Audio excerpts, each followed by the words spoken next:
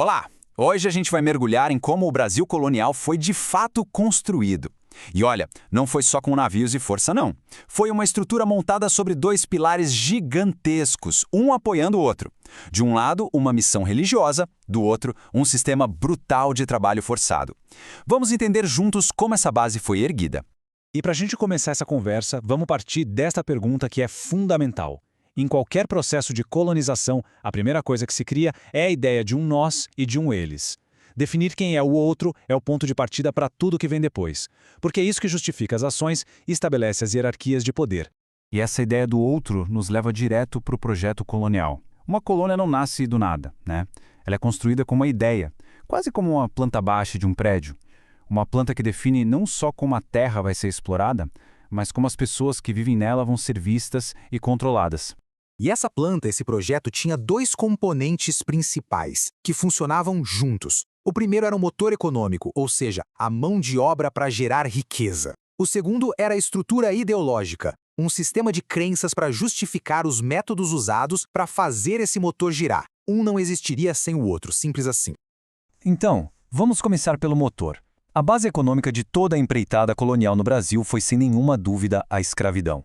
E é importante entender isso. Não foi um detalhe ou algo secundário. Foi a engrenagem principal que moveu absolutamente tudo. E a gente não está falando de um período curto. O tráfico de pessoas escravizadas da África para o Brasil durou séculos. Essa linha do tempo nos dá uma dimensão da escala e da longevidade desse sistema, que atravessou praticamente toda a nossa história desde a chegada dos europeus. Essa citação aqui resume tudo de forma perfeita. Da cana-de-açúcar ao café, a escravidão não foi só uma parte da economia, ela moldou a economia. Definiu o que era produzido, como era produzido e, claro, quem lucrava com isso. O ponto central é que toda a estrutura econômica do Brasil foi construída sobre essa base. Agora, vamos para o segundo pilar. Se a escravidão era o motor, a fé era a justificativa, a cola ideológica que unia tudo. A expansão do catolicismo não era só uma questão de crença, era uma ferramenta de Estado para controle cultural e social. Olha só o contraste poderoso que a gente tem aqui.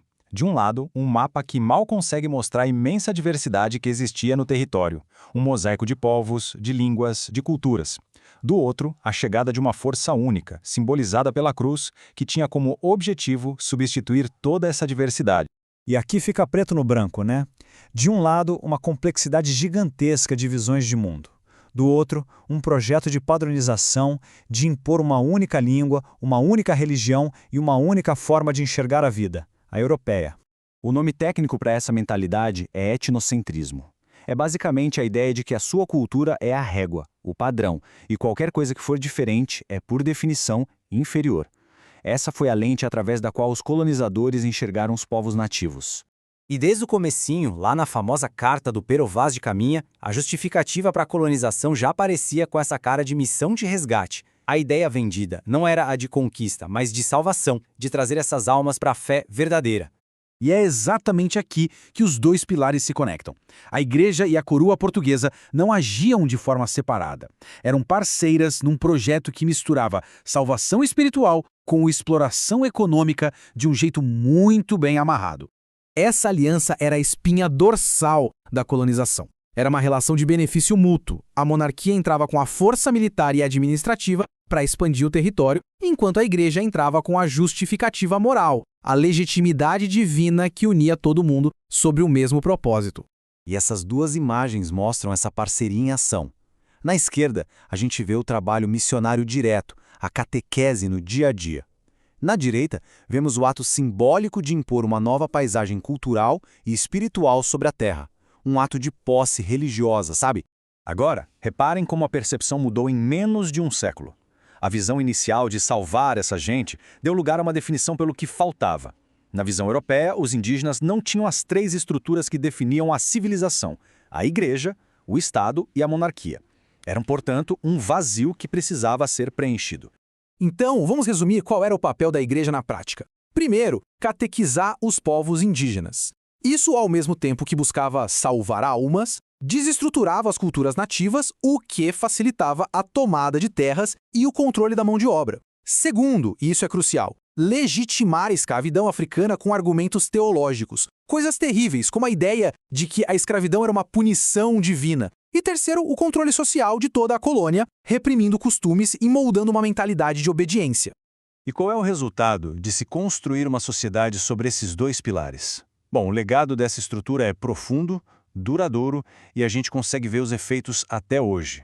A pergunta central que fica de toda essa análise é essa. E não é só uma questão histórica, né? As consequências de um sistema que durou séculos e que definiu a economia e a sociedade não somem da noite para o dia com a assinatura de uma lei. E a resposta mais direta é esta: a criação de uma base de desigualdade que se mostrou incrivelmente resistente ao tempo. As hierarquias sociais, econômicas e raciais que foram estabelecidas lá no período colonial não foram simplesmente desmontadas. Elas se transformaram e continuam existindo. Então, a gente termina com essa reflexão. Entender esses dois pilares, a fé e o trabalho forçado, não é só olhar para o passado. É ter uma chave para decifrar as estruturas, os desafios e as desigualdades do nosso presente. Como essa fundação colonial continua a moldar a nação hoje? É essa questão que fica no ar.